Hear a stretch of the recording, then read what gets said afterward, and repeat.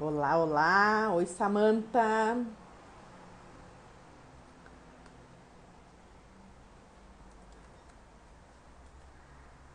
E aí, minha gente, bem-vindos.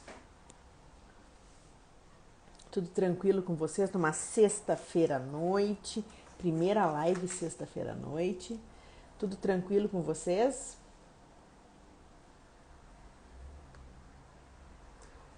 Deixar o pessoal ir entrando. E aí, minha gente, como é que estão as coisas? Hoje é um assunto que eu particularmente sou adepta, né? Acho que todo Nutri precisa mais e mais saber dessa informação, porque está crescendo muito os números de pacientes com doenças inflamatórias intestinais. Até há um tempo atrás, foi o ano passado, eu acho, eu fiz uma live toda de epigenética mostrando o que estava levando tanto paciente à alteração, a desenvolverem doença inflamatória intestinal, né? Então, realmente, isso é uma realidade, é um negócio que está assustador, se a gente parar para pensar, está realmente assustador. É uma coisa que hoje em dia é impossível que um Nutri não pegue, né, esse tipo de problema no seu consultório, está surgindo cada vez mais. Uma das coisas que eu sempre falo para vocês, está surgindo cada vez mais precoce, que eu acho que é a pior parte de tudo. O fato de ser precoce, eu acho que é uma coisa que nos assusta, né? Eu contei até casos para vocês, que eu tô com um menininho de 7 para 8 anos com diagnóstico de Crohn. Então isso é uma coisa que eu fico impressionada com as coisas que estão acontecendo, né? Deixa eu só atualizá-los. Para a semana que vem, a gente tem 9 lives, tá? Todas uma atrás da outra. Então, no dia 1º, que é na segunda-feira, eu vou falar com você sobre nervo vago e trato gastrointestinal e também de enzimas e hormônios no trato gastrointestinal, tá? No dia 2, eu vou falar para vocês de gastrite e doença do refluxo, tanto no adulto, do refluxo gastroesofágico, tanto no adulto quanto na criança. No dia 3, a gente vai conversar com o pessoal. Essa live foi uma live assim, ó, que eu juro pra vocês, assim, ó, eu tentei durante um tempo pra gente conseguir isso, a gente conseguiu várias lives com o pessoal do Microbioma for Me, que eu queria muito apresentar esse teste para vocês, ele é um teste extremamente completo. E aí as pessoas que mais entendem disso vão conversar com a gente na semana que vem. Como eu falei para vocês, uma delas é a orientanda da Silvia Cosolino e a outra do Dan Weitzberg, né? Por aí vocês imaginam. Então a gente vai falar com elas no dia 13 de disbiose e leaky gut. Quem realmente tem leaky gut? Porque hoje parece que todo mundo tem leaky gut. E ela vai falar exatamente como é que a gente avalia isso, como é que realmente a gente consegue saber se isso está acontecendo de uma forma científica e não banalizar uma informação muitas vezes, né? Que não ocorre. Então, ela vai conversar bastante com a gente sobre isso. Depois, no dia 4, a gente fala de microbioma na obesidade. No dia 5, de microbioma no TEA, tá? Transtorno do espectro autista, que é um negócio muito legal. Então, elas vão nos mostrar assim, ó, tá, e aí, o que aparece num teste? Como é que é a biota verdadeira de um paciente desses, né? Porque elas trabalham com isso, elas trabalham com a genotipagem, né, intestinal. No dia 6, complemento a essa live de hoje, a gente vai falar de microbioma das doenças intestinais, inflamatórias intestinais. No dia 7, eu vou falar de constipação, diarreia e síndrome do colo irritável, onde durante a aula, as aulas comigo, tá, vão ser transmitidas via YouTube no modelo de aula, que nem a gente fazia no ano passado, que eram as live aulas, né? Vai ser aula, aula, aula mesmo, tá? As aulas comigo, então, que é no dia 1º, no dia 2, no dia 7 e no dia 9, são aulas no formato de aula mesmo. No dia 8, só para vocês saberem, a gente vai ter como avaliar o microbioma de uma forma efetiva.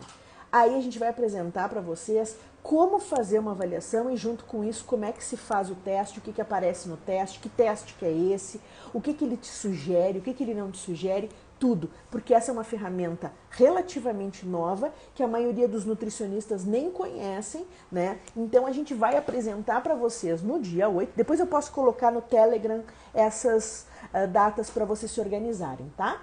E no dia 9 eu vou falar de doença inflamatória intestinal e epigenética, né? E junto com isso de biomamps, tá? Então a gente vai conversar bastante, tem muito conteúdo, certo? A gente vai falando devagarinho para vocês saberem. A ideia depois, em relação a algumas aulas, vai ter certificado, a gente vai avisando vocês ao longo das aulas, porque a gente quer que vocês assistam isso, porque isso é um conteúdo riquíssimo para dentro do nosso consultório. Como eu já falei para vocês, a minha maior preocupação quando a gente pensa em modular intestino, eu preciso entender bem do trato gastrointestinal para poder chegar e trabalhar diretamente no intestino, né? Então a gente vai trabalhar bastante isso. E hoje, conversando com a Samantha, a gente vai conversar de nutrição nas doenças inflamatórias intestinais.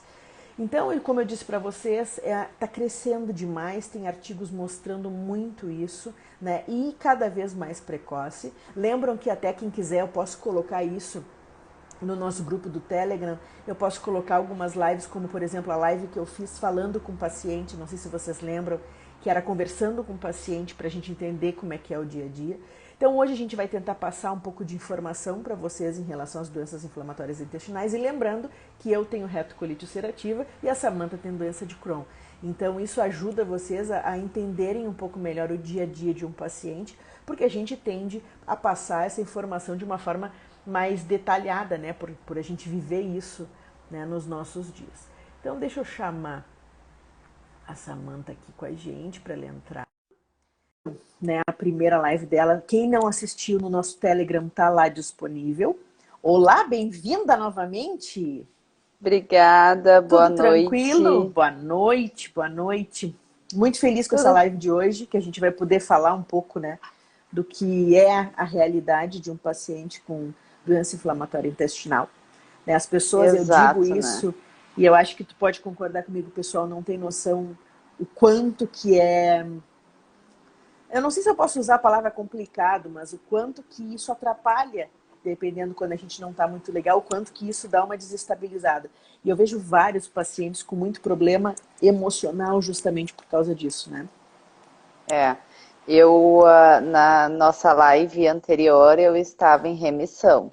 Nesta eu estou com a doença ativa. Então cada dia é um dia, né? A doença inflamatória, a doença inflamatória intestinal e o Crohn principalmente, ele tem muitas apresentações extraintestinais. Então nós temos sintomas que são bastante graves e na verdade o Crohn, né, ele vem o tratamento com imunomodulador, com imunobiológico, com imunossupressor. Ele é bastante invasivo e ele acaba trazendo muitas modificações no dia a dia da gente, né? Então é importante a gente saber que assim, se vive, né? Se convive com isso, se trata, a gente segue uma vida praticamente normal aos olhos de todos, relativamente, né? Às vezes normal, as pessoas né? olham e dizem assim, mas como? Tu faz tudo isso, mas tu tem Crohn? Sim, eu tenho Crohn. Eu uso imunobiológico a cada 28 dias, eu tenho que fazer infusãozinha lá 4 horas de infliximab, né? Nome comercial Remicade, que o pessoal conhece mais. Eu uso azatioprina todos os dias, então todo dia eu tenho que usar imunossupressor e vida que segue. E claro, né, a parte da nutrição é extremamente importante. Total. Sem esse tratamento de primeira linha, que é o tratamento nutricional, a gente não consegue conviver com essas doenças, né? Nem com o Crohn, nem com a retocolite, porque de fato elas podem ser muito debilitantes se a gente não consegue tratar de forma correta, né? Sabe que a gente começou a falar na live passada? Eu falei a minha situação, né? Que eu desde muito pequenininha, eu sempre tive muito problema, né? Eu tinha muita dor, sabe? Muita dor, tinha muito muco. Eu tenho uma presença muito grande de muco e inflamação, né? Então, o que acontece? Durante muitos anos, eu tive o diagnóstico de que eu tinha infecção intestinal de repetição. E aí eu ia te perguntar, tu também contou que assim como eu, demorou anos para tu fazer o diagnóstico. E eu ia te perguntar o que tu tinha até... Por que eu vou te fazer essa pergunta? Porque muito nutri, quando atende um paciente, às vezes ele não tem o start, não dá aquela luz de que possa ser uma doença inflamatória intestinal. Não que a gente vai fazer diagnóstico, mas que a gente vai encaminhar para que o médico possa, Exato. né? Porque às vezes a pessoa acha que aquilo ali é tão normal dela. Para tu ter uma ideia, meu avô tem que nem eu e a minha prima também, tá? Nós três na família. E o meu avô, uma vez ele me perguntou assim, chateado, tipo, bah, que saco, ela tá sempre internada? Porque era muitas vezes, tipo, na minha formatura do colégio eu não me formei. Eu passei internada no hospital. E aí ele me perguntou, Nina, mas o que tu tem? Que tu tá sempre com uma coisa, minha filha, é sempre essa tua barriga. E aí eu falei pra ele. E ele me perguntou, mas como é que é o teu cocô? Aí eu falei pro meu avô. Mas ele deu uma risada. Eu me lembro até hoje. Mas, Nina, isso é a rapa da tripa. Ou seja, para ele aquilo era o normal de anos, tanto que o meu avô só teve o diagnóstico depois que eu tive o diagnóstico. O meu avô passou uma vida inteira, ele desmaiava de dor, eu já desmaiei de dor, né? E ele não tinha diagnóstico. Então tu imagina, assim, se lá atrás isso não acontecia, isso ainda hoje acontece. Tem situações onde o paciente chega para mim e não sabe o que é, quando eu encaminho e converso com o médico, muitas vezes o negócio começa a direcionar um pouco mais. Ah, então quem sabe a gente faz uma colono, porque colono não é solicitado de primeira. É ou não é? Não é exame de primeira linha. Na verdade, assim, a gente vê que, claro, para retocolite, a colonoscopia ela é bastante efetiva.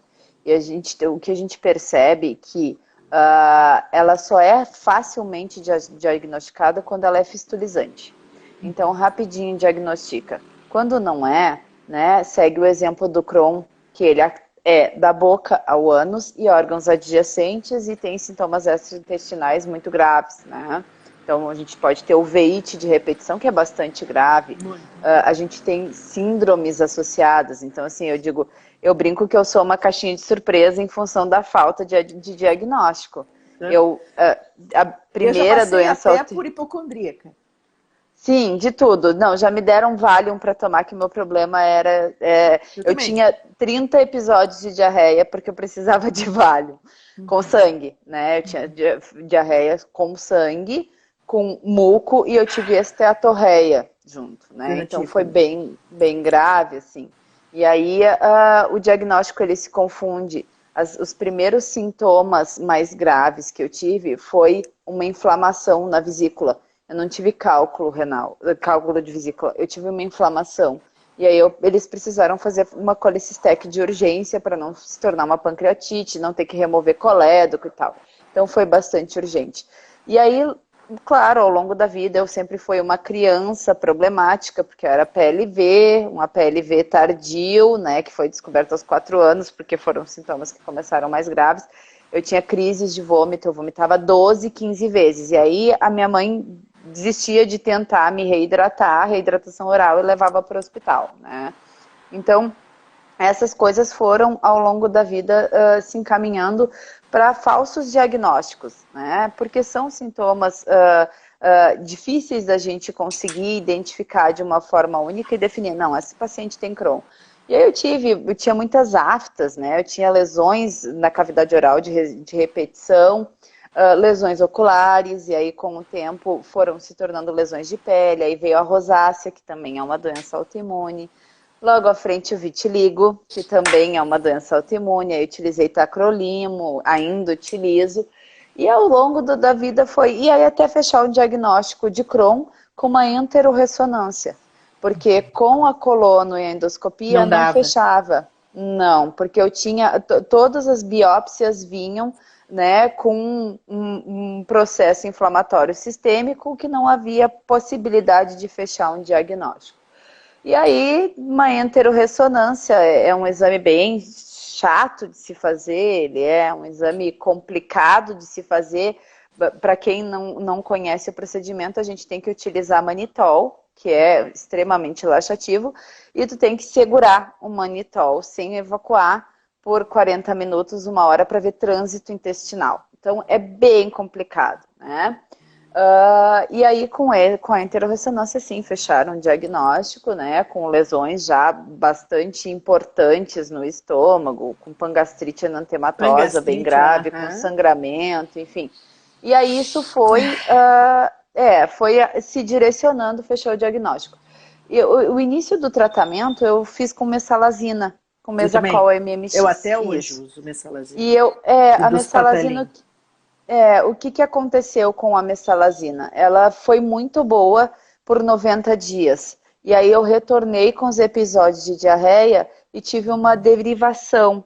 Eu tenho espondiloartrite derivada. Então eu tive edema na sacroiliaca, né, com lesões nas articulações, e aí foi que não, vamos ter que usar imunobiológico, vamos para azatioprina na dose mais alta, né, fiz toda aquela indução de tratamento a cada 14 dias.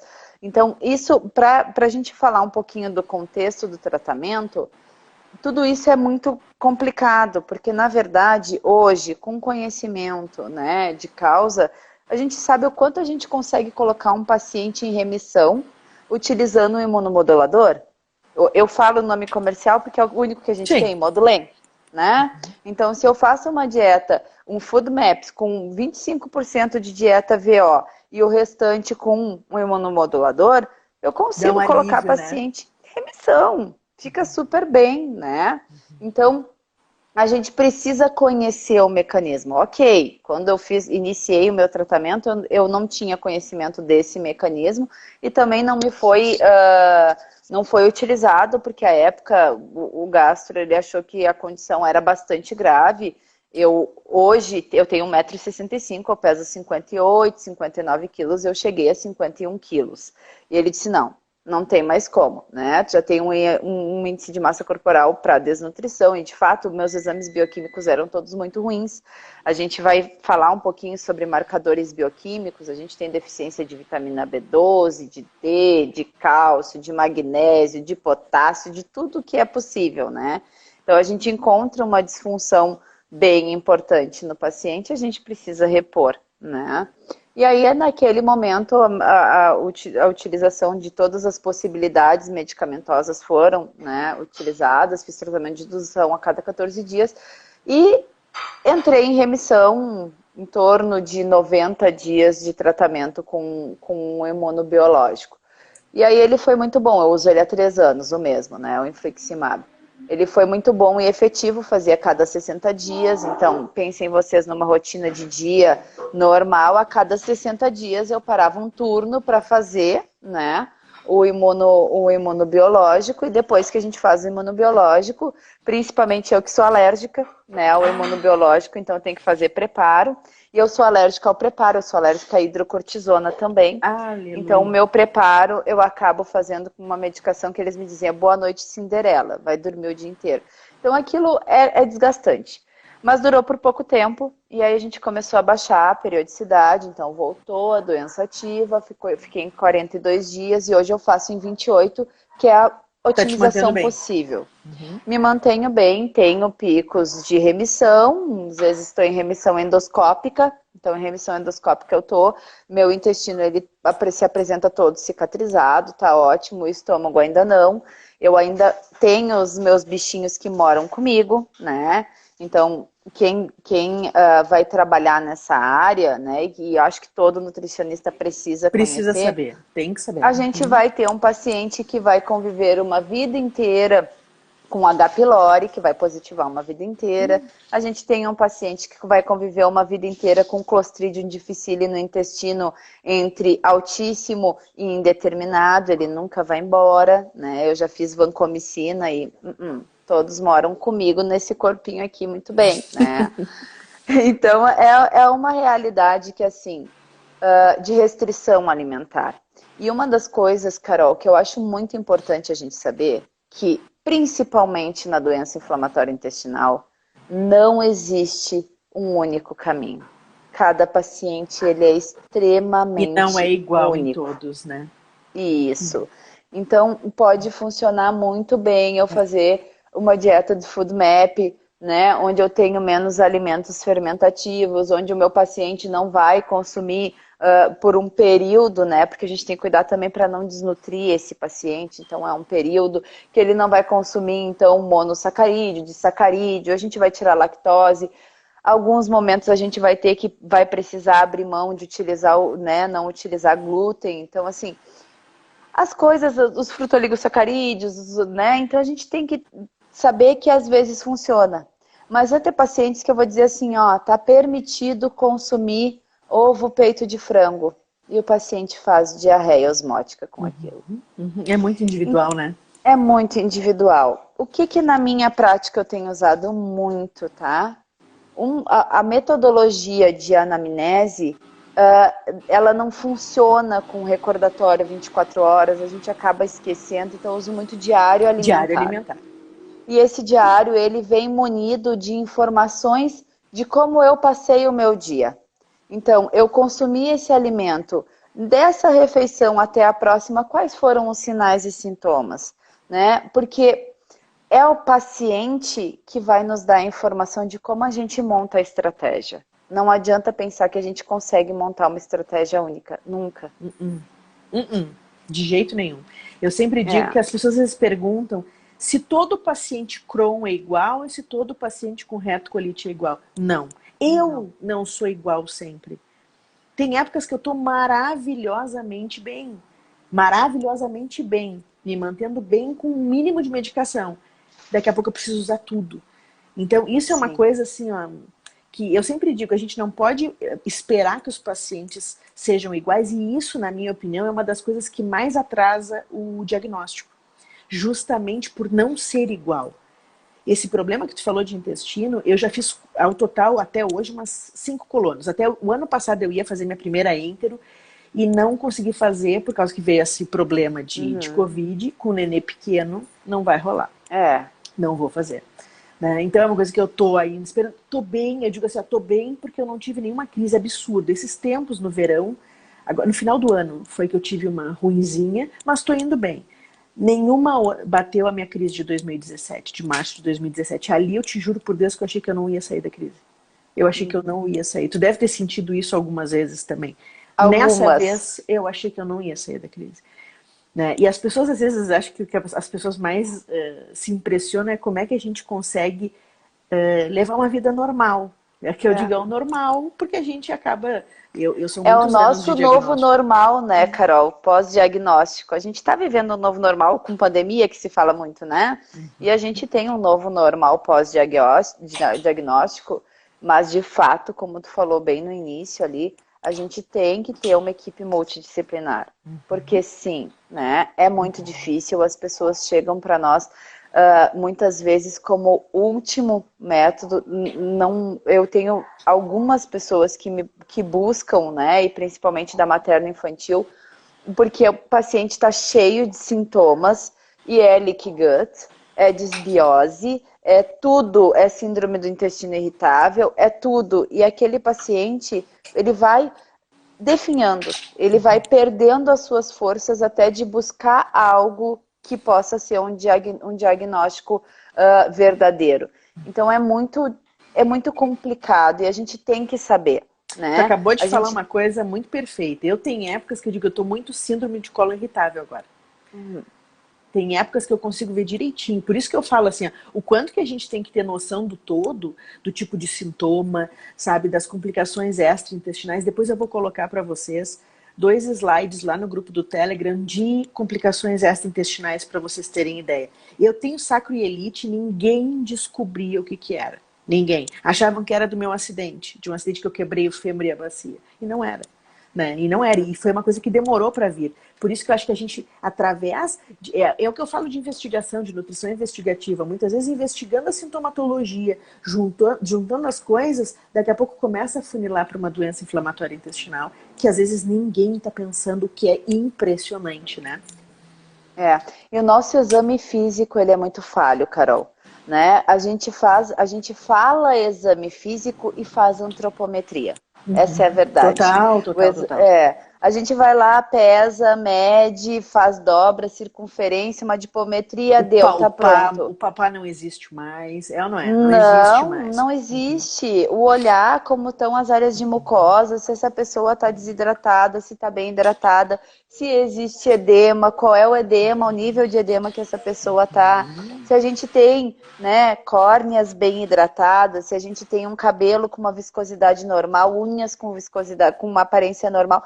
E a gente se perdeu nisso, né? Então, o exame físico dos dentes.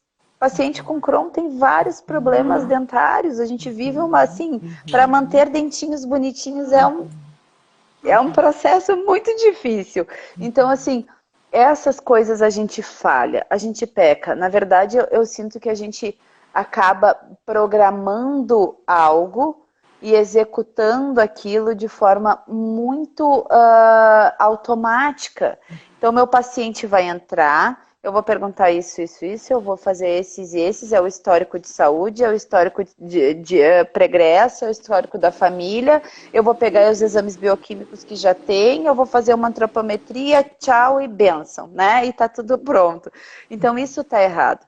A gente precisa ter um olhar mais crítico Total. e mais denso. Por isso que eu digo investigativo. Eu uso demais Exatamente. isso. Quem está comigo há muito tempo me ouve falar isso sempre. Nutrição investigativa. Investigar cada queixa. Cada queixa. Exato. Porque senão a gente deixa muita coisa passar. Sabe? Pegou a queixa, possível causa para a gente conseguir trabalhar esse paciente melhor. Né? E isso eu te digo assim, ó, o que eu vejo hoje em nutrição? Nutrição tudo virou. E para nós isso é muito complicado. Tudo virou peso e modular intestino. É ou não é? Isso.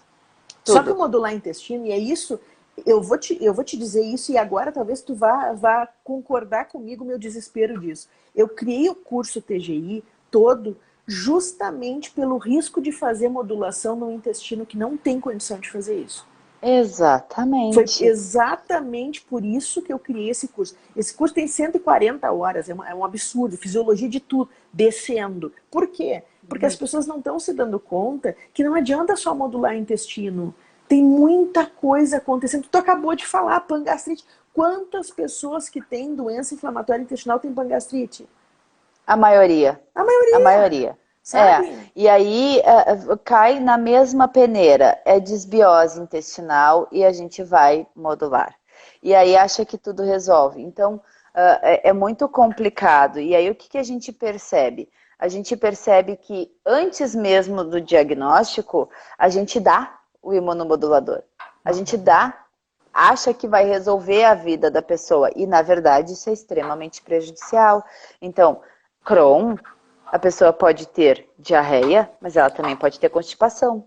Eu, durante a gestação, a segunda gestação, eu tive constipação crônica, de não funcionar meu intestino nem com enema, de fazer fecaloma.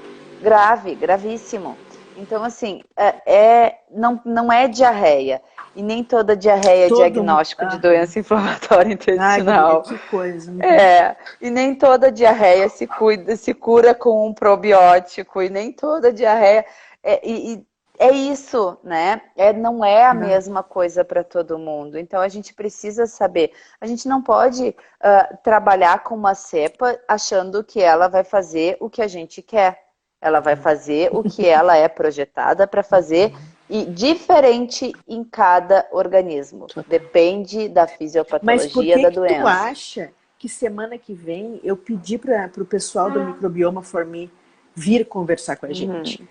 Porque assim, hoje em dia o planeta tem leaky gut, sabe? Calma lá, mais responsabilidade, sabe? Vamos devagar. Afinal, o que é? Por isso que ela vai falar desbiose e leaky gut. Ela vai falar, hoje ela está fazendo o doutorado dela nisso, junto com o Dan. Então a gente vai conversar disso, sabe? Como é que é um exame? O que um exame de microbioma mostra? Sabe? Hoje a gente consegue, através de um exame desse, ver se o perfil intestinal está parecido, para nós isso é muito legal, parecido com o perfil intestinal de uma pessoa que tem uma retocolite, que tem uma doença de Crohn, que tem Parkinson, que tem obesidade, que tem diabetes do tipo 2. Então, hoje as coisas estão mudando. Então, como é que eu vou chegar e vou querer dar tudo igual para todo mundo? Não tem, né? E, na verdade, a gente tem uma ótima forma de fazer o diagnóstico diferencial, né? São métodos para a gente fazer. Eu gosto muito de exemplificar a questão da doença celíaca, da sensibilidade não celíaca ao glúten, da intolerância. Não é a mesma coisa. E aí, se eu tenho um paciente que ele não é imunomediado, não vai aparecer em exame nenhum. Pode revirar o cidadão de cabeça para baixo e chacoalhar que não sai. Fala isso. Porque isso é uma briga que às vezes a gente tem até com gasto. Isso, mas toda a sintomatologia, a sensibilidade ao glúten não celíaca, eu me diagnostiquei porque eu tenho ela há 1 ano e meio, né? Eu tinha uma pequena atrofia das vilosidades intestinais que não se caracterizavam de fato por uma doença celíaca. Todos os meus exames bioquímicos deram dentro da normalidade. Eu tenho um FAM positivo, ponto. Isso é por causa do Crohn, né? Eu tenho outras doenças autoimunes. E aí eu tinha crises de enxaqueca, de não conseguir abrir os olhos. Era uma cefaleia dias, não tão intensa, que eu vomitava. Não era só náusea, era vômito, assim, em jatos, que dizia, não tem mais condições, né? E aí, aos poucos, a gente vai para o famoso teste de sensibilização. Tu sabia que eu fiz uma live disso, doença celíaca e dor de cabeça? Tem muitas pessoas que não tem nenhuma sorologia, não tem nada alterado. Nada. Pra ter e aí aquele dias internada, mal, nada passava, a ponto de ter que tomar morfina. Sim, é uma dor muito intensa, é uma dor debilitante, não consegue fazer tuas atividades, não consegue às vezes abrir os olhos, é debilitante. E assim, da dor debilitante, da cefaleia, da enxaqueca grave, passou para uma condição que o meu abdômen, ele distendia tanto, que não era possível tocar, de tão ruim que ficava, era um desconforto muito grande. E aí, aos poucos, eu fui, leite e derivados eu não consumo nem traços, tá tudo bem, nem os assados. E aí, aos poucos, eu fui observando, todas as vezes que eu consumo macarrão, porque pão já não era meu hábito, todas as vezes que eu consumo macarrão, eu tenho a mesma condição de dor extrema. E aí eu falar isso para os nutris que estão ouvindo. Porque o que vai acontecer? A pessoa vai chegar com essa queixa lá, vai dizer que não tem nada de doença inflamatória intestinal, que já fez exame. É verdade ou não é? Não é sim. Já chegam com... é triste, mas a pessoa chega com isso aqui de exames e excluído para todos os diagnósticos. E vocês vão receber um paciente desacreditado, que não vão acreditar no diagnóstico de vocês e que vocês vão precisar de um ótimo manejo nutricional para depois demonstrar para o paciente que, de fato, a exclusão daquilo na dieta que vai fazer diferença. E pior, vocês vão ter que conseguir fazer com que o gastro também aceite. Na minha parte, é a pior parte. Eu te digo que até hoje, assim, quando eu falei da sacroelite, né, e da uveíte, me chamou a atenção porque ele disse, tá, vamos devagar. Como assim, vamos devagar? Aí eu tive que mandar o artigo, porque assim, era uma dor... E assim, não é uma dorzinha, é isso que o pessoal não entende, não é uma dorzinha. Eu fiz ressonância nos olhos, só para vocês entenderem. A gente quer contar isso para vocês, gente, para quem tá aí, porque vocês vão ouvir isso. E aí o que acontece? A pessoa chega, o que ela acabou de falar, chega descrente de tudo, porque assim, já ninguém mais sabe o que a pessoa tem, a pessoa quase desiste, sabe? Ela nem mais quer ir médico. É verdade ou não é? Então a gente está tentando passar para vocês realidades que acontecem e que não são ouvidas. E se a gente sabe avaliar isso bem, a gente acende uma luzinha. Tem algo errado, entende? E as pessoas não têm noção, às vezes, disso. Olha ali a E muitas vezes a gente recebe mães em desespero. Porque o filho... E assim, até trago para vocês uma situação de ontem, né? A história das fezes do bebê, das evacuações, de uma mãe que está com um bebê. Ela tem doença inflamatória intestinal, ela é portadora de Crohn. Louca de medo, que nem eu que contei. Louca de medo. E aí ela foi desacreditada pelo gastro, porque disse que as fezes do bebê estavam normais. Que mesmo o sangramento durante a evacuação era normal, que poderia ser uma pequena lesão no canal, né, no reto para descida, e que era normal. Para vocês entenderem, a fralda estava completamente cheia de sangue. Eu recebi a foto da fralda completamente cheia de sangue. E aquilo era uma lesão normal, né? E aí ela, muito preocupada, ela disse, Samantha, eu guardei uma fralda Ai, que desespero num demais. pacote na geladeira. E eu Acredito. vou te tirar uma foto para te mostrar. Eu me lembrei muito de vocês. Ela tirou uma foto. Não tem fezes, só tem muco. É uma estetorreia, tem presença enorme de gordura nas fezes. E não é nem de perto ou nem de longe nenhuma possibilidade da gente encontrar na escala de bits aquelas fezes. Algo completamente anormal. E aí eu chamei para conversar no consultório, avaliei uma criança que está iniciando uma desnutrição, os exames bioquímicos já demonstram, e ela é baixo peso, é baixa estatura, então o ganho ponderal não fecha, né?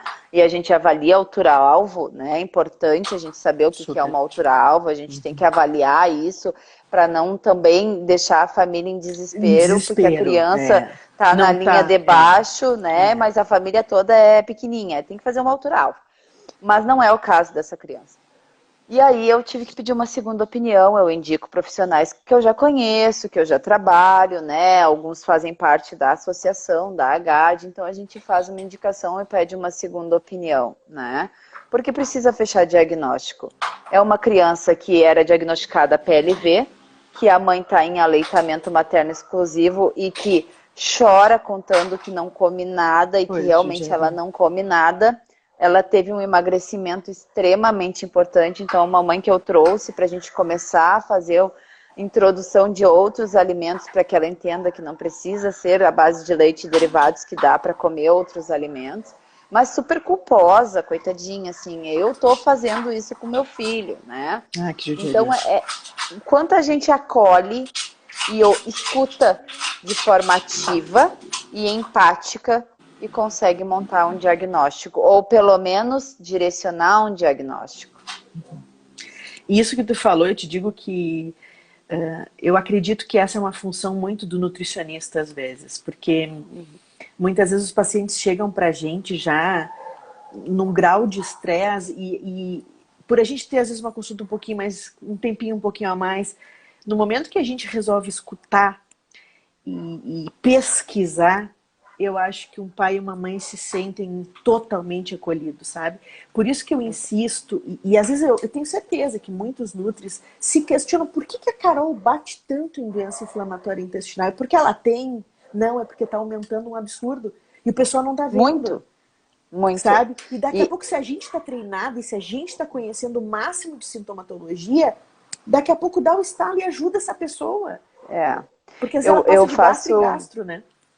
Eu faço parte do GDIB, do Grupo Brasileiro de Doenças Inflamatórias Intestinais, e é uma subnotificação terrível. Total. Então, esse ano que passou, em 2020, tanto a ABCD quanto o GDIB lançaram uma pesquisa, né, de forma voluntária para que as pessoas pudessem falar e colocar dos sintomas que tinham, se já tinham procurado, se tinham sido ouvidos, né? Se foi uma escutativa, se foi elaborado o diagnóstico, porque é subnotificado.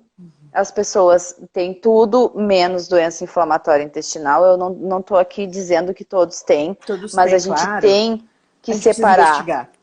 A gente tem que separar e tem que investigar. E não é menos importante quem não tem. Vai tratar de outra forma, mas tem que tratar da forma correta quem tem, né? Então é muito importante a gente entender que o ator, e isso eu falo muito porque a gente vê que na nossa área da saúde isso não existe, né, Carol? É bem difícil. O ator dentro do consultório, o protagonista não é o profissional de saúde. Quem vai fazer e te ajudar a elaborar um diagnóstico verdadeiro é o paciente. Ele conhece o que acontece desde a hora que ele acorda até a hora que ele dorme. E das vezes que ele pode estar acordando e não conseguir dormir, porque ele passa a noite inteira sentado no sanitário, porque não tem o que fazer, né? Então, é ele que conhece. Não podemos subestimar o que está sendo dito. A gente precisa entender e a gente precisa saber envolver essa pessoa para que ela se sinta acolhida e te conte o máximo de informações possíveis. Sem ter vergonha, né? Porque assim, eu falo por escuta de consultório mesmo, e porque também é a minha situação, né? Também foi a minha situação. Chegou um momento que eu estava tão cansada de carregar uma pasta de exames e contar a mesma história para tantas pessoas, que eu pensei, eu cheguei a pensar, será que não é mais fácil eu tentar conviver com isso assim e tá tudo bem? Mas era impossível, né? Era uma coisa já impossível, assim. Eram muitos sintomas, então era impossível. E o quanto eu penso que as pessoas que têm sintomas mais leves, que poderiam estar se beneficiando mais ainda, por exemplo, de um tratamento nutricional de primeira linha, que elas acabam deixando para lá, porque elas cansam, né? Então, nenhum profissional fecha o diagnóstico sozinho. Tu tem que estar com um paciente em mau estado, de fato, para tu fechar um diagnóstico sozinho. Porque senão o paciente ele vai passar pelo oftalmo, vai fazer uma lágrima de Schirmer para ver se ele não tem Sjögren, ele vai fazer inúmeros exames com reumatologista, outros inúmeros exames com gastro, né? Tu chegou a comentar que fez 4 colonos, né, Carol? Eu já perdi as contas. Em um ano eu fiz mais de 6. E aí o gastro disse assim, olha, Samantha, eu sinto muito, mas eu tô te desnutrindo demais. A gente não consegue fechar teu diagnóstico, vamos esperar. Infiltrado inflamatório crônico. Infiltrado inflamatório crônico, lâmina inutilizada, infiltrado inflamatório crônico. Tá, e aí, faço o quê? Convivo com isso? Né? E aí, no meio de tudo isso, a gente não se dá conta que o paciente portador de Crohn, ele vai ter inúmeras infecções e inflamações de repetição e ele não pode usar anti-inflamatório, só os não-TNF. E aí ele vai usar. Por quê? Porque ele vai ter essas dores horríveis articulares, que parece que não vai levantar. Eu, quando descobri a sacroileite bilateral, que eu fui diagnosticada inicialmente com espondilite anquilosante, que é bem mais severa que a espondiloartrite derivada, né? Mas o meu CID hoje é de espondilite anquilosante, né? Porque eu tenho lesões de coluna, enfim. Permaneceu esse CID? Permaneceu, né? Por causa das lesões de coluna que eu já tenho, as discopatias degenerativas que são mais graves e tal. Então, permaneceu. Mas o que tu vai fazer se tu não tem um diagnóstico? O que tu vai tomar? Anti-inflamatório. Quem? Naproxifeno, que é o pior que é o que vai destruir teu intestino. Então, esse é o problema, né? O paciente com doença inflamatória intestinal, ele vai chegar para vocês daqui a pouco com uma queixa de doença do refluxo gastroesofágico. E pior, às vezes, por isso que criança... eu falo, quanto que a gente tem que saber, é verdade ou não é? Do que só pensar em intestino. Tem muitas coisas que vão nos ajudar a entender melhor o caso do paciente. E às vezes na criança ele vem com o que é um refluxo fisiológico. É refluxo fisiológico e aquela criança não ganha peso. Aqui é o bebê regurgitão. Aí é um bebê que está chorando, desesperado, que não ganha peso e que é classificado como um bebê regurgitão feliz. Já ouviu essa expressão? Que é o bebê que regurgita e ri. E aí tu vê aquela criança que está completamente desnutrida, chorando, em desespero, e é o bebê que tem um refluxo fisiológico. Né? Então, a falta de conhecimento e de propriedade. Tem uma moça chorando aí, Carol. Tá, minha pequena, que tá vendo Querida. aqui. Ela tá me vendo aqui e tá querendo vir aqui. E ela quer também participar da live. Ela adora uma câmera. Eu tô fechada aqui, ela tá me vendo. Amada. E depois isso passa, vai passando e elas vão gostando da câmera, mas elas não vão gostando de participar muito ao vivo. Já me avisaram isso, já me avisaram. São fases, né? É ótimo, porque a gente não cansa de nada. As fases vão mudando. Ela tá naquela fase que tudo ela se deita no chão. Tudo. Querida, tudo, é o método dela de expressar, né, a vontade. Tá tudo bem. Não, e é a mãe que ela quer. Não tem conversa, não tem outra pessoa que vai resolver. Judiaria. Não, e ela olha, ela quer vir pra cá. E eu digo que não pode vir. Agora levar ela pra lá. querida. Judiaria. Assim, retornando, a importância da gente saber o que a gente está fazendo, né, Carol? Então, é igual o exame bioquímico. Se eu não conheço, eu não peço. Se eu não sei para que serve o marcador... Isso que eu ia te perguntar. O que hoje tu tende a pedir sempre nos pacientes que chegam com sintomatologia de doença inflamatória intestinal? Qual é o teu padrão? Sempre um mineralograma completo. E eu sempre busco alguns padrões nutricionais quando eu vejo o paciente já mais emagrecido. Então eu vou pedir proteínas, albumina, pré-albumina, eu preciso avaliar como que ele está, se é um paciente que já está desnutrindo, né? Eu tomo a liberdade, e isso é uma das coisas que é bem importante, de verificar a função renal, porque a gente tem. Eu tenho sempre Então eu sangue vou na lá, eu urina peço. constantemente. Eu também. Então eu peço creatinina, eu peço ureia, eu peço um EQU. Eu já aproveito que eu sei que vai precisar e já peço ele com antibiograma, porque vai ter uma bactéria sempre, né? Em algum lugar dessa vida sempre tem uma Eu te juro que bactéria. chegou ao ponto, eu tenho até vergonha de falar, não sei se isso já aconteceu contigo.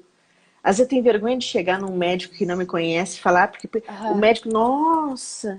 E aí tu não para de falar, porque tu tem que falar disso. Tipo, na gestação da Júlia, eu tive que avisar, sabe, que isso ia acontecer comigo, porque eu já tinha tendência a ter sangramento na urina, blá, blá, blá, blá, sabe? Então a gente fica naquela de ficar sempre tendo que falar isso pros médicos. E às vezes eu já tive situações de médico duvidar do que eu tava. Mas eu ia te dizer isso, eu em função do uso do imunobiológico e trabalhando, é o quarto PCR que eu faço, né, desde o início da pandemia.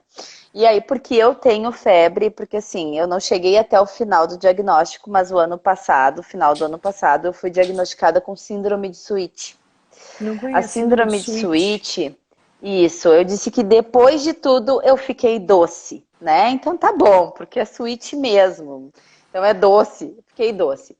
E a síndrome de Switch, ela exacerbou, ela apareceu pelo uso do infliximab a longo prazo. Okay. Tá? Então, ela está associada. Nas pessoas normais, não Samantha, o infliximab é usado para tratamento. Por isso que eu digo, cada paciente é um paciente. Eu exacerbei Switch com infliximab, mas a gente acompanha, eu acompanho com a dermato também, né? Para a gente usa o tacrolimo nas lesões. E aí a gente vai observando o tamanho da lesão, né? Então, eu não sei se é visível, mas eu faço essas lesões assim, ó. Essa agora está começando a cicatrizar, eu tenho no outro cotovelo, tenho pelo corpo. Ela faz uma pústula, né? Ela primeiro, então faz a pústula, fica grande, como se fosse uma grande espinha, mas ela coça, e aí ela fistuliza, ela abre, faz uma comunicação, né? E ela faz uma areola grande em volta, então vermelha, e ela é bem desconfortável. A princípio, né, porque a gente começa a buscar as coisas, eu me autodiagnostiquei, cheguei para dermato e disse assim, eu tenho psoríase, porque a minha mãe tem artrite psoriática. Eu disse, eu tenho psoríase, porque já estava no final, ela disse, não, Samantha, isso não parece uma psoríase, isso parece uma síndrome rara. Eu disse, não quero fazer, não quero saber, não quero síndromes raras. Ela disse, pois é, mas tu usa infliximab, imunobiológico, a gente vai ter que fazer. Eu fiz, ela precisou fazer uma biópsia, e a biópsia levou 90 dias para curar. Então a cicatrização é zero, né? Por causa da síndrome de Switch. E aí a síndrome de Switch, ela causa essas outras lesões de pele, enfim, e a gente vai tratando e, né, fazendo de forma comedida, balanceando, o que vale mais? Trocar tratamento e daqui a pouco ter uma alergia a outro componente? Eu sou alérgica a Tramal, Dramin, Plasil, sou alérgica a Buscopan, sou alérgica a todos os contrastes, inclusive o gadolínio, que é hipoalergênico.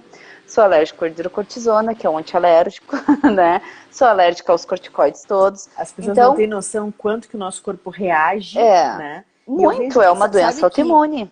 Que eu vejo muito assim, ó, no Crohn, eu vejo geralmente os pacientes muito mais agudizados e muito mais com diversas intercorrências. Eu peguei muito paciente com Crohn com muita intercorrência, muita.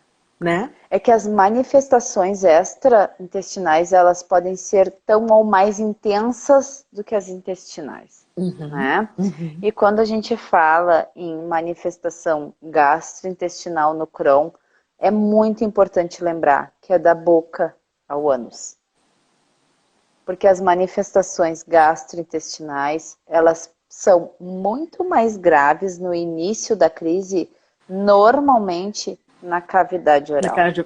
total. Uhum, verdade. Então, tem que lembrar que paciente com período de agudização da doença não pode comer alimentos com excesso de sódio porque faz mais lesões. Não pode consumir alimentos quentes porque acaba ulcerando muito mais. Uhum. Que tem muita dificuldade na mastigação porque não é uma afta comum, vai ter pústulas entre os Entre dentes, os dentes. que Uhum, já vi. existe perda de massa óssea e por isso às vezes é Ai, o importante, dente. não é bem a nossa área, mas é importante uma densitometria óssea para avaliar se quanto esse paciente já depletou do cálcio da vida toda e o quanto ele está ali gastando tudo. Então, perda de massa óssea, daqui a pouco eu tenho perda de Isso dentes, que tu falou, eu né? tive um paciente justamente com isso. Ele tinha, o médico disse que a sensação que tinha é que o dente não estava conseguindo ficar preso. E Uhum, aí que o dentista conversou com o médico e o médico pediu uma densitometria. sim. E aí diagnosticaram que o paciente não tinha uma osteopenia, ele tinha osteoporose já. Uhum. E aí tu pensa que tu tá falando de um homem de 36 anos. Exato. E aí a gente pensa assim, que esse vai ser o paciente que a gente vai receber muitas vezes ainda não podendo usar uma prótese, porque não pode fazer a cirurgia ainda, porque muitas vezes ele Sim. está utilizando um imunobiológico, um imunossupressor para qualquer coisa, para qualquer coisa. Gente, assim, ó, se eu tiver uma espinha que piorar a condição, eu não posso fazer o imunobiológico. Eu Uhum. já tomo o imunossupressor, porque ela pode virar algo que a gente não consegue conter Uhum. depois. A Uhum. síndrome de Switch, ela me causa febre de origem obscura, é uma das, né, um dos sintomas. Então, como que faz em meio a uma pandemia que febre é sintomas de Uhum. síndrome gripal, Uhum. Covid-19? Uhum. Então, é bastante difícil da gente articular. E aí a gente tem que pensar na questão nutricional. Se nós fizermos coisas mirabolantes e pensar que esse é um paciente, por exemplo, que está necessitando de fazer uma suplementação ou dar em alimento, eu tenho que ver qual a condição. Porque Uhum. muitas vezes o alimento que eu preciso que essa pessoa consuma, ela não tem condição de comer. Ela não tem condição fisiológica de mastigar esse alimento. Ela não tem condição de deglutir, porque muitas vezes é um paciente que, né, a gente sabe que fez uma hérnia, eu tenho hérnia de hiato, então eu tenho que cuidar como deita, porque senão eu me sinto sufocada, né? Uhum. Então, eu preciso cuidar. Ah, é um paciente que eu preciso repor, eu preciso estar desnutrido. Eu quero que esse paciente vá comer às 9 horas da noite, mas o paciente deita às 10. Faz o que Esquece. com o refluxo que o Uhum. paciente tem? Faz o que com a hérnia que o paciente tem e ele não Uhum. consegue? Vai se sentir sufocando a noite inteira, né? Então, o quanto eu preciso conhecer e daqui a pouco abrir mão de do uso de um Modulem da vida, daqui a pouco abrir Sim. mão de uma terapia interal que vai ser mais positiva para aquele paciente, Eu já né? peguei, eu te digo assim, eu já vi situações onde a interal foi o que fez diferença. E tive uma situação de um paciente com Exatamente. parenteral, me lembro bem. Uhum. E às vezes, assim, somos nós que vamos conseguir trazer esse paciente e conduzir ele para essa terapia. Uhum, Porque total. não é fácil tu pensar que hoje tu come VO e amanhã tu tá com uma sonda nasentérica. Não é fácil, né? Uhum. Acostuma? Bom, nessa vida tudo a gente acostuma, né? É tudo uma questão de como a gente vai levar a vida. Mas a gente tem que pensar que muda a rotina de Uhum. vida. Como que sai um Uhum. paciente com uma nasentérica por aí passeando, né? Fazendo suas atividades diárias? Uhum. Uhum. Uhum. Existe algo que é muito forte ainda e que vai ser a vida inteira porque somos seres humanos, que é a curiosidade das pessoas. E o quanto eu, paciente, estou disposto a conversar sobre o que eu tenho.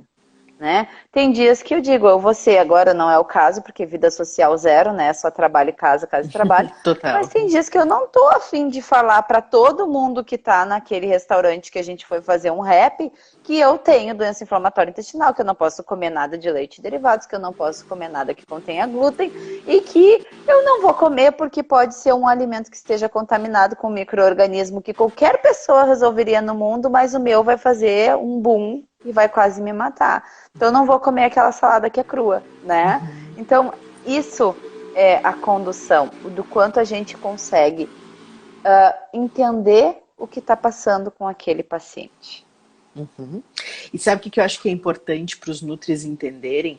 Os pacientes têm sintomatologias de níveis de gravidade também diferentes, né? Então isso é outra coisa. A gente não pode imaginar que todos vão chegar da mesma forma. Não. E, de novo, eu falo isso. Às vezes, essa não gravidade extrema faz com que demore o diagnóstico. Justamente por o paciente não estar é difícil saber, muitas vezes. Eu tive um paciente que ele me questionou, ele ficou muito ruim, ele teve que fazer cirurgia no cólon, sabe? Teve que tirar um pedaço do cólon. E ele me disse, será que se eu tivesse tido o diagnóstico antes, isso teria sido evitado? Teria. Como a gente possivelmente isso? Teria. É ou não? É. E aí o que tu vai dizer? O que adianta? Agora já passou? Sabe? Agora o que eu sempre foi, digo? Ok, né? agora já foi. O que a gente pode fazer para que tu consiga te manter para que isso não aconteça de novo? Porque sabe o que eu já vi? E a gente vê muito nos grupos, a gente vê muito. Tem pacientes que eu me questiono o que está acontecendo a ponto do paciente já ter operado 2, 3 vezes. Eu me questiono. Eu cheguei a me questionar, será? Não sei se tu atendendo, principalmente mais doenças, acaba que a gente atende mais o que a gente tem, né? Acho que as pessoas acabam se identificando. Eu fico pensando para ti, tu não sentiu isso já em algumas situações, assim? O que será que está acontecendo? E na verdade também, Carol, é o quanto a gente consegue ter adesão desse paciente. Para mim isso porque é o a mais gente difícil. vem muitas vezes com o paciente que ele já está desacreditado dele mesmo. Ele já não aceita o que ele tem, de fato ele não quer aquele diagnóstico, e aí ele está desacreditado, ele não tolera mais escutar de mais ninguém o que ele precisa fazer, porque nada mais resolve, eu já fiz tudo o que me mandaram e nada mais resolve, né? Então, essa é a parte mais difícil. E muitas vezes a gente precisa, muitas vezes não, na maioria das vezes, eu acho que em 100% dos casos, a gente precisa abrir mão de que a equipe multiprofissional, ela precisa ter uma adesão com aquele paciente. Precisa conversar, precisa ter o acompanhamento empático de quando é sábado de noite e eu tô mal e eu preciso ser escutado, alguém vai me escutar e vai resolver o meu problema, né? Então isso precisa. Eu até estava mexendo um pouquinho aqui nas perguntas para ver a interação do pessoal, a questão do Modulem, tá? O Modulem, de fato, nem todos toleram, né? Mas o Modulem, a gente trabalha com receitas com o Modulem. Tá? Então não precisa dar um Modulem. Eu tenho líquido. Eu tenho uma situação com o Modulem que eu disse que foi, depois de anos, foi a primeira que eu escutei. Eu adoro esse mamazinho, ela me disse. Ela tem 7 anos. Que bonitinho. E ela disse que era o mamazinho dela. Eu adoro esse mamazinho, tia Samantha, ela disse pra mim. Porque eu fico bem depois que eu tomo o meu mamazinho e eu consigo brincar. Então, assim, ela consegue identificar o benefício, ela toma o mamazinho e tá tudo bem. E ela teve diagnóstico em que idade? Ela teve diagnóstico aos 3 meses de vida. Uau! Então ela teve um diagnóstico já por fístula mesmo, então foi bem grave, né? E ela utilizou por muitos anos sonda, ela utilizou por muito tempo o desmame da sonda, foi bem difícil. Eu imagino. Tá? E ela utilizou por alguns momentos parenteral, foi necessário, e utilizou, ficou ostomizada por bastante tempo. E a gente perguntar se ela não tinha ficado ostomizada. Ela precisou e agora retornou com ostomização, então assim, tá, não vai e volta. a gente resolveu como equipe que nesse momento vai ficar ostomizada por um longo prazo, até porque fica bem difícil a gente começar a manejar um paciente que vai e volta, né? Então deixamos nesse momento ostomizada, mas em contrapartida a gente está conseguindo garantir uma VO bem boa, assim, sabe? Então está conseguindo, né?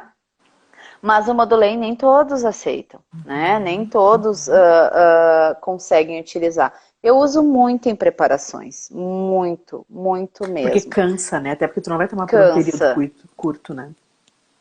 E na verdade, assim, o que os pacientes relatam muito é a questão do sabor residual. O paladar residual é intenso, né? É algo que a gente precisa adaptar e trabalhar e demonstrar o benefício. E demonstrar o benefício.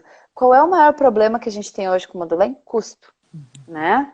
Custo do Modulem é alto, ele muitas vezes na farmácia do estado ele falta, não é um benefício para todos os pacientes, precisa ter um diagnóstico muito bem fechado, né? No momento eu tenho conseguido muito em parceria com a Nestlé, eu ganho caixas de Modulem e acabo transferindo para todo mundo que eu posso, eu repasso, né?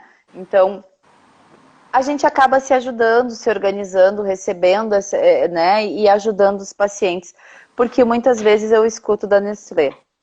A gente passou para a farmácia e a farmácia disse que não tem. Então, tem que ter... então a gente tem que ter, né, manejo.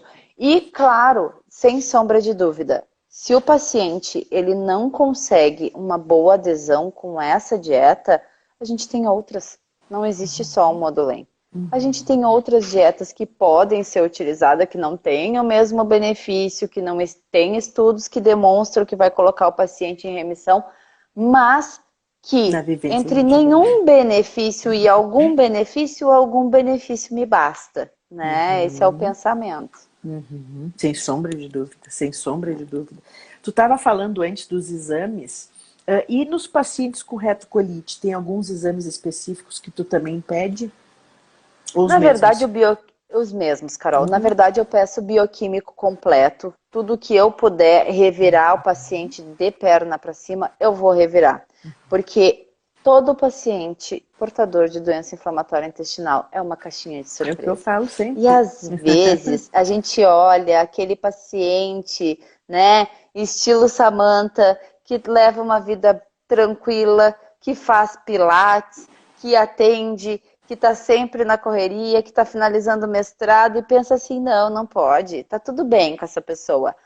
Mas que o exame físico nem sempre é tão fidedigno quanto o bioquímico. Então a gente precisa fazer todos. Não é abrir mão de algum em detrimento do outro. Não, são todos os exames possíveis. Eu faço todo o mapeamento bioquímico, eu vou fazer os exames físicos, eu vou fazer a antropometria desse paciente acompanhar, eu vou fazer recordatório sim, mas eu vou fazer diário alimentar e eu vou conhecer o meu paciente. E as respostas do paciente ao alimento, que eu acho que é bem importante, que às vezes ele não se dá conta. Às vezes o paciente não tem noção. Uma das coisas que eu vejo bastante efetividade é o fato do paciente descrever seus sintomas sempre que eles ocorrem. Então, o meu diário alimentar, ele transcreve tudo, ele decorre com os sintomas, né? Isso é tão importante. Claro, porque a gente tem alimentos que são extremamente irritativos e a gente tem uma mucosa tão permeável que por muitas vezes o paciente come e ele tem os alimentos inteiros, né, fracionados conforme a mastigação já nas fezes. Então, é importante. É importante. Tu sabe que eu tenho visto hoje o quanto que crianças estão sendo subdiagnosticadas, né? Tu falou agora desse teu paciente desde os 3 meses, mas porque fistulou, né? Eu já vi foi grave. Muitas crianças terem o diagnóstico de APLV que não bate, e aí anos depois, tipo 4, 5, 6 anos depois, pum, diagnóstico de doença inflamatória intestinal, quase sempre Crohn. Então isso é uma coisa que me chama muito atenção, né? O quanto que talvez se lá atrás tivesse sido feita uma abordagem mais completa, uma avaliação mais completa, um olhar diferente, talvez essa criança não tivesse chegado ao estado que chegou no momento do diagnóstico. E o quanto a gente perde sem poder refazer, né? Porque eu tenho uma perda ponderostatural que eu não tenho que fazer depois. Perdeu, perdeu. Aquilo ali eu não consigo fazer mais nada depois na criança, né? Então, é bem complicado. Eu já tive pacientes que vieram da endócrino para mim, né? Com um diagnóstico pouco elaborado e que a família vinha dizendo, eu acho que ela tem síndrome de Turner, porque ela não cresce. Tinha síndrome de Turner nenhuma, ela tinha uma desnutrição bem severa em função de uma doença inflamatória intestinal, né? Então é importante o quanto a gente está acreditando e confiando no nosso paciente, o quanto a gente tem escutativa e o quanto a gente não guarda para nós, né? Não adianta o paciente chegar lá, transcorrer com todos os seus sintomas, falar tudo que ele tem, o quanto ele está, né? Ou a gente escutar todas as queixas, anotar todas as queixas e a gente não evoluir. Eu acho que só com o tratamento, com a terapia nutricional eu resolvo a vida desse paciente. Não resolvo. Eu preciso fazer os devidos encaminhamentos e nesse momento eu preciso sim escrever, solicitar, indicar e acompanhar. Deixa eu te fazer um pedido para a gente dar uma luz para os nutris que estão nos assistindo. Se a gente pudesse fazer um resumo na doença de Crohn e na retocolite, os principais sintomas para os nutris se antenarem, o que tu diria para eles? Eles são, na retocolite, Carol, eles são sintomas mais específicos. E as queixas, elas são muito recorrentes de sangue nas fezes, muco nas fezes, diarreia por longo período, ou constipação por longo período. Eu cheguei a ficar 6 meses de constipada, cheguei a ficar 2 meses, oscilando entre constipação de 15 em 15 dias, oscila bastante mesmo. Até eu contei, quando eu perdi meu noivo, eu fiquei 6 meses com diarreia. 6 meses. Pois é. E aí a gente tem um paciente que a gente vai tentar evoluir no recordatório, bom, mas é quando o senhor ou a senhora come quais alimentos, né? Não, é sempre, não tenho como dizer, porque é período recorrente. E aí a gente vai começar essa investigação. Mas na retocolite é muito mais sintomas focais da doença, então é muito mais intestinais. Fácil. Eu acho que é mais fácil. Mais fácil, né? Já no Crohn, a gente tem sintomas muito inespecíficos. Então, a gente começa recebendo a queixa de incômodos e desconfortos, né? Às vezes eu tenho diarreia, às vezes eu tenho constipação. Tem sangue nas fezes? Não tenho sangue nas fezes. Não.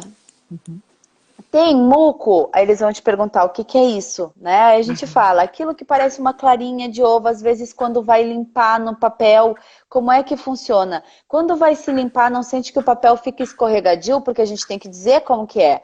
Porque aquilo ali é gordura nas fezes. Eu falo muito isso. O papel fica escorregadio. Eu peço para fazer isso aqui com cocô no papel. Isso! Fica assim.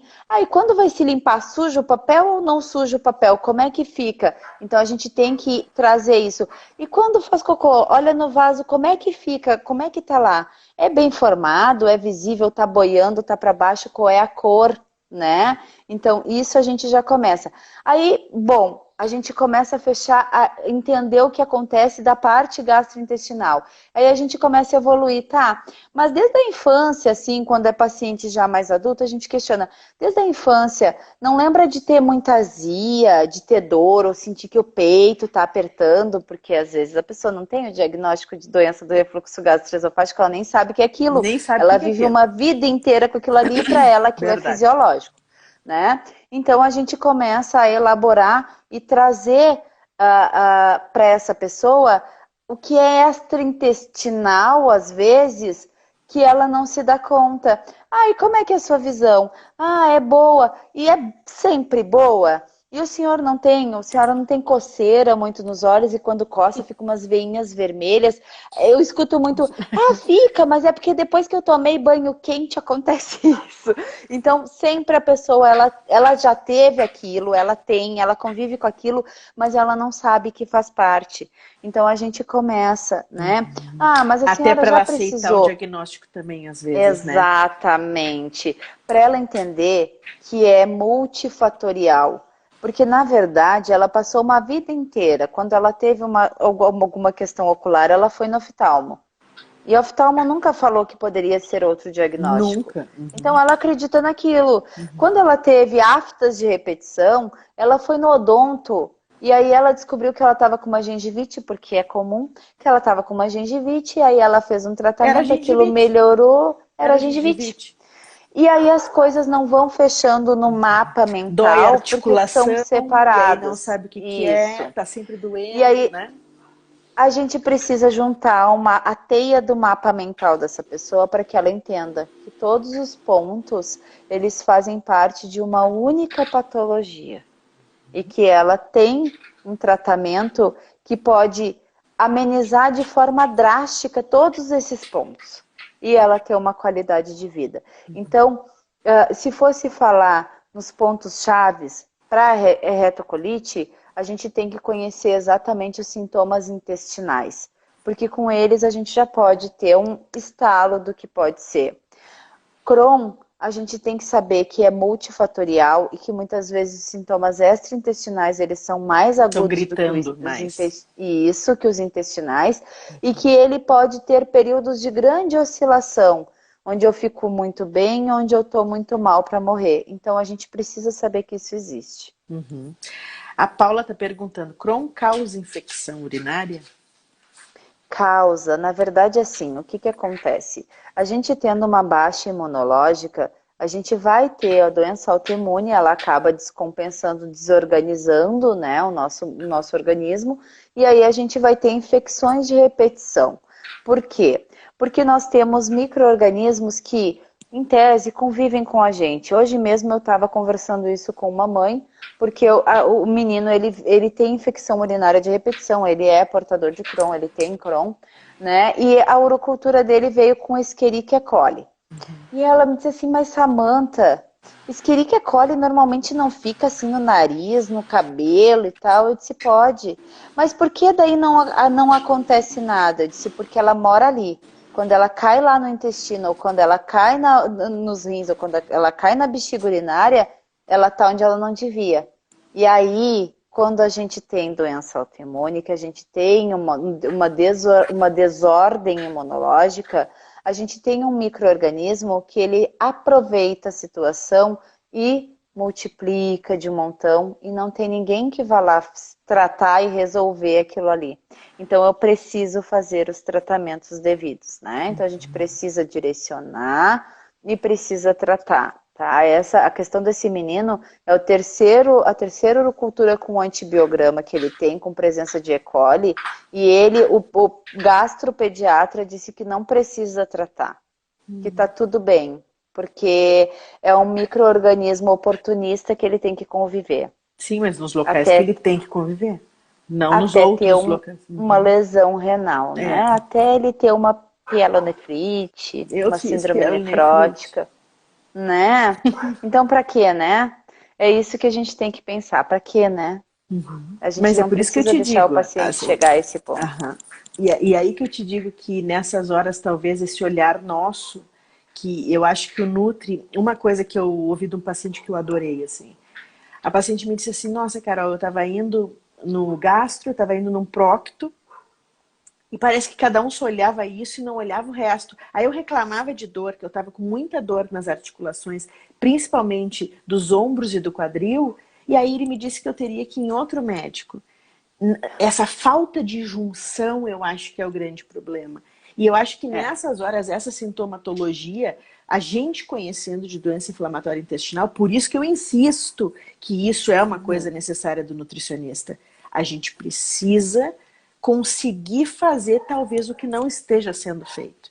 Né? Porque as queixas, muitas... Eu escutei isso, Samantha, tantas vezes. Ah, mas nenhum médico deu bola para isso. ou ele me encaminhava para um outro médico, sabe? E aí eu fico pensando assim, o quanto que a gente conhecendo esses sintomas extraintestinais que acontecem na doença de Crohn, por exemplo, fístula. Quantas vezes eu tive uma paciente que tinha fístula vaginal, Sim. que saía fezes, e simplesmente ela foi no gineco, e o gineco disse que com certeza era alguma coisa que ela não estava se limpando bem, por aí tu imagina. Não fez nenhum exame nela. Nenhum exame. É. Então, isso E aí são a gente coisas vê que a que gente... é bipartido, né? É um diagnóstico que nunca fecha porque é bipartido. Cada um olha a sua Cada um olha a área, sua área. desconhece a... E aí a gente não tem, Carol, profissionais que sejam de fato organizados para buscar o diagnóstico com outro profissional. Porque o paciente, ele não precisa ser indicado para ir um ou outro. Tu precisa procurar um gineco, uma ginecologista que conheça da tua doença, não é isso. Eu preciso conhecer o ginecologista que atende essa doença. Porque o paciente, ele está cansado, ele não vai ir buscar, ele não aguenta mais ir de lado a lado contando tudo que ele tem. E quando eu conheço, por isso a importância da gente também, né, quando a gente indica para outro profissional, a gente descrever tudo que a gente já está fazendo. O paciente não precisa ir lá falar, contar o seu histórico. Eu vou puxar Por isso que eu falei que tudo às vezes que eu até eu ligo. tenho. E isso, eu vou puxar todo o histórico que eu tenho, eu vou pegar todas as informações e eu vou colocar. Até porque o outro profissional, ele não precisa tomar uma medida que já foi tomada e que não teve poder, né, de resolutivo. Então eu vou descrever para ele essas e essas medidas, esses e esses tratamentos, esses e esses manejos já foram feitos e foram ineficazes, ineficientes. Então, nesse momento eu estou fazendo esse outro, porque a gente precisa interligar, a gente tem que ter o Total. link. Não adianta chegar a Nutri e dizer assim, não, a gente vai fazer esse manejo dietoterápico, a gente vai fazer food maps e a gente vai utilizar 75% da tua nutrição com o Modulem, ok? Ok. Chega lá no gastro, não, nós não vamos mais fazer isso. E Então já passei precisa por estar isso milhões de organizado. vezes. Precisa estar organizado. Uma colega questionou sobre o Fresubin Juice, tá? Já utilizei da mesma forma que eu já utilizei o Isosource também, tá? Então, a gente também tem que abrir mão de algumas coisas de acordo com a tolerância dos pacientes, tá? E quando nada disso deu certo, a gente faz aqueles bem bolados nutricionais, junta tudo aquilo que não faz mal para o paciente e dá para ele também, né? Então, liquidificado, em mixer, a gente inventa receitas. Eu passo, Nossa! claro, eu me beneficio porque eu também uso, né? Mas eu passo horas, às vezes, puxando uma coisa e outra coisa, vendo quais são as possibilidades, o que dá para Como é fazer. que E adapta escutem o melhor? paciente de vocês, porque os pacientes, eles fazem várias coisas legais e aí eles vêm contar, valorizem isso, anotem isso, peguem a receita, porque é bom para um, daqui a pouco tu vê, não, esses alimentos também, o meu outro paciente, ele consegue se organizar bem com eles e fica assintomático. Por que eu não passo de um para outro, né? Então Total. isso dentro da associação a gente faz muito, né? Da Muito. GAD. De compartilhar aquilo que a gente pode. Claro, todo mundo sabe que a nutrição é individualizada, mas se eu tenho algo que pode beneficiar o outro, eu compartilho. Tem duas perguntas ali, de ômega 3 e glutamina. Tá? Ômega 3, tá? Ômega 3 eu acabo utilizando, faço reposição com bastante frequência, e não é só o 3, é 3, 6 e 9. Tá? Eu faço reposição de todos, porque a perda nutricional ela é bastante intensa e a gente não tem como pensar que vai conseguir repor de forma alimentar, porque uma das coisas que talvez eu não tenha contado para vocês, mas é importante a gente saber, que o paciente não tolera grandes volumes, tá?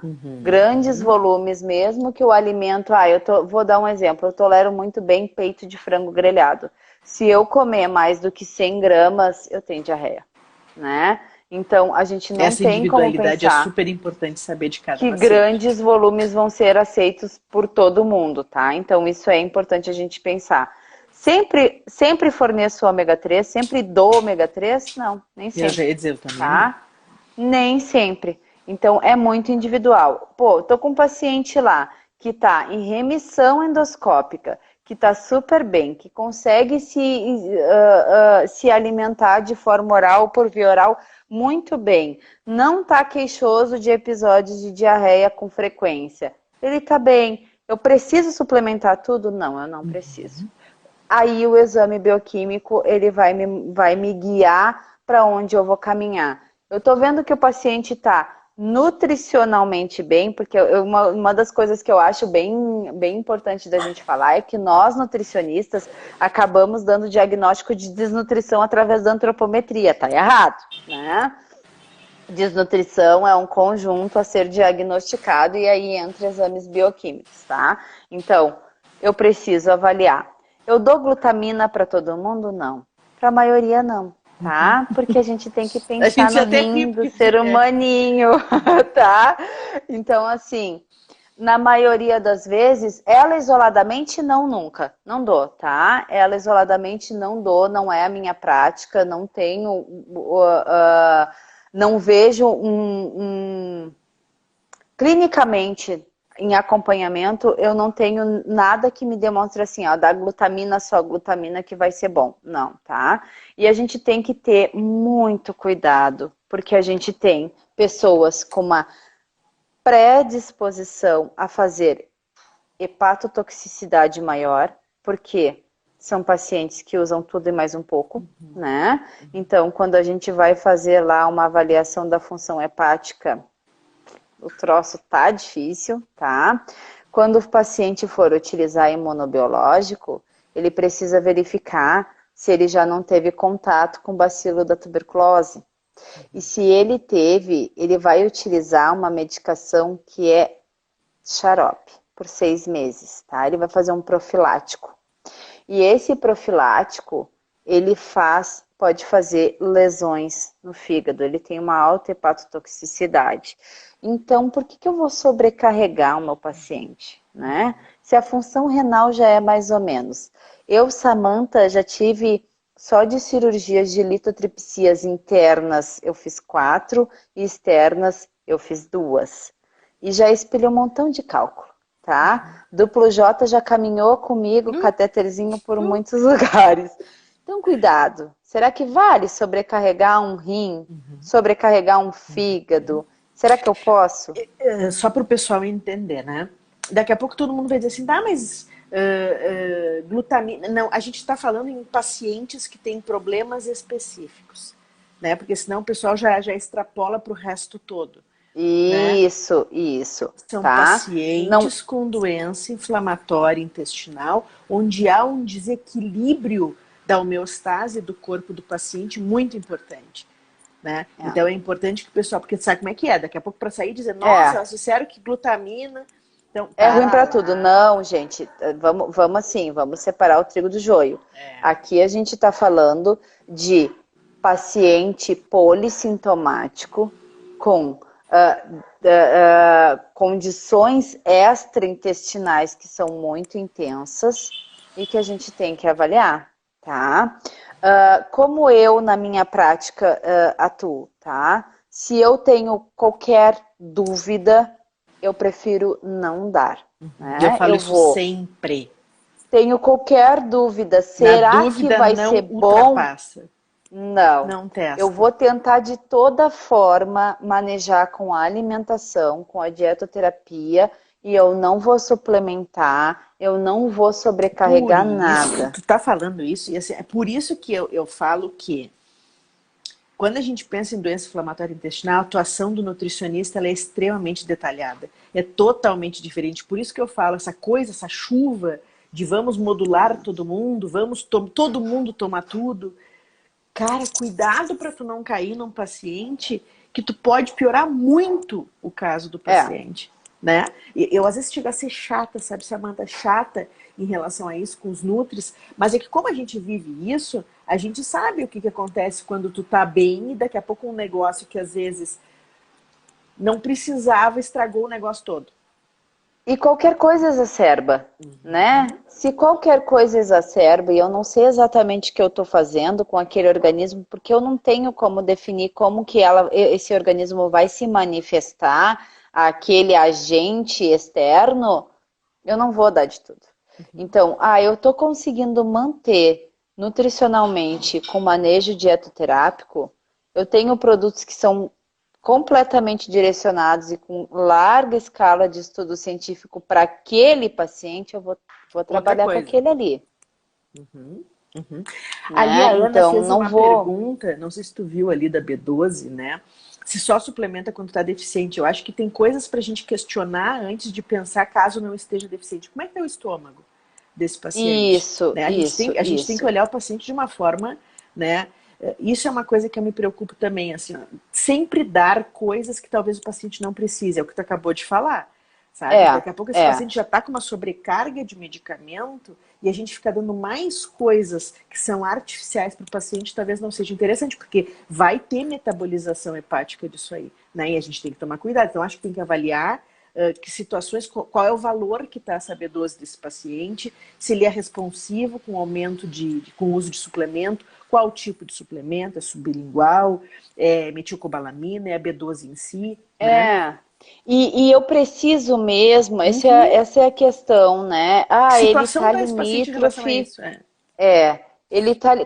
Quando que eu vou saber se eu preciso ou não? Quando eu escuto e eu consigo confiar no meu paciente e confiar no meu diagnóstico. Então, eu consigo perceber com a escuta e com tudo aquilo que a gente já viveu junto, porque é uma vida junto com esse paciente, que sim, ele está se alimentando, que ele está consumindo tudo aquilo que a gente precisa que ele consuma, e aí ele é um paciente que no exame bioquímico ele está limítrofe, mas se mantém. Será que eu preciso suplementar agora? Né? Ou será que se eu suplementar eu vou estar dando um upper level e ele vai sobrecarregar? Então eu vou devagar, Por isso que eu falei, tá? é entender esse paciente, o que está acontecendo. Isso. Porque sabe o que eu vejo? Eu vejo até nos grupos que eu tenho, assim, um desespero da suplementação. Tá baixo, pum, vamos suplementar, tomar isso desse jeito, assim, assim, essa. Calma! Calma! Agora aqui tem um questionamento da Ana que é bem importante, tá? Eu preciso saber qual é a área afetada. Sim, Ana, exatamente, tá? O que que eu absorvo em cada área, Total, eu né? falo isso no E curso, total. Uhum. então, se eu conheço que eu absorvo em cada área e eu tenho um paciente que está limítrofe e que existe de fato uma lesão importante que ele não vai absorver mais, sim, vou sim suplementar, tá? Eu não Ainda tenho mais a quando tem prática. ressecção de intestino também, né? Isso. Eu não tenho a prática de carregar a suplementação no meu bolso. O que que é isso? Eu não trago ela só comigo. Eu peço sempre uma segunda, uma terceira opinião de todos os profissionais que estão discorrendo do tratamento. Por quê? Porque a gente sabe que mesmo o suplemento ele pode ter interações com outras medicações que o paciente está utilizando. Otimizar ou não otimizar, né, tratamento. Então precisa ser todo mundo junto. O pessoal perguntou de última pergunta. Porque se deixar, nós vamos ficar até meia-noite, ainda mais que a gente se interessa mega no assunto. Sim, a gente vai. Então, biointestil hoje eu não utilizo, tá? Eu tenho uma coisa que eu carrego muito comigo, Carol, que é assim, tem estudos que eu confio e que está bem amplo e que eu acredito e que um monte de gente já trabalhou, eu vou, tá? Se não, eu não vou. Por que que eu não vou? Porque eu não sei como que ele vai funcionar num organismo que é diferente do outro, Uma né? doença inflamatória Então, intestinal é bem mais isso, complicado. isso é bem complicado, tá? Então, assim, às vezes a gente vê, eu vou me permitir usar nomes porque é o que eu mais vejo, tá? Probiotop para tudo, né? Enterogermina para tudo, resolve tudo, né? E aí eu cheguei ao o último caso que eu disse que esse ia para o Guinness Book, que que a paciente chegou para mim tomando 3 vezes ao dia Yakult. E com uma diarreia tão importante, né? Mas aquela ali era a solução dos problemas dela. E ela chegou, porque ela tomava Yakult 3 vezes ao dia, porque daí ela não precisava consumir outros alimentos. Foi essa prescrição que ela trouxe, tá? Se foi essa que ela recebeu, e cuidado, gente, se foi essa que ela recebeu, se eu acho que ela recebeu essa prescrição, eu acho que não. Mas foi essa que ela entendeu. Foi a interpretação então, quanto que ela a gente teve, está informando certo, de forma clara. Eu falo tanto isso. Também. Tanto isso. Então, quando eu quero que o meu paciente ele saia com uma informação clara, eu questiono para saber o quanto ele entendeu, tá? Não é porque eu estou achando que o paciente não tem condições de entender, tá? Não é isso, não é.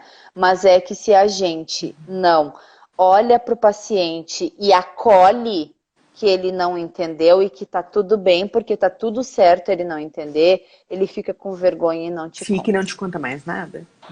E não te conta mais nada, tá? É uma realidade. Então isso é muito importante, é uma realidade.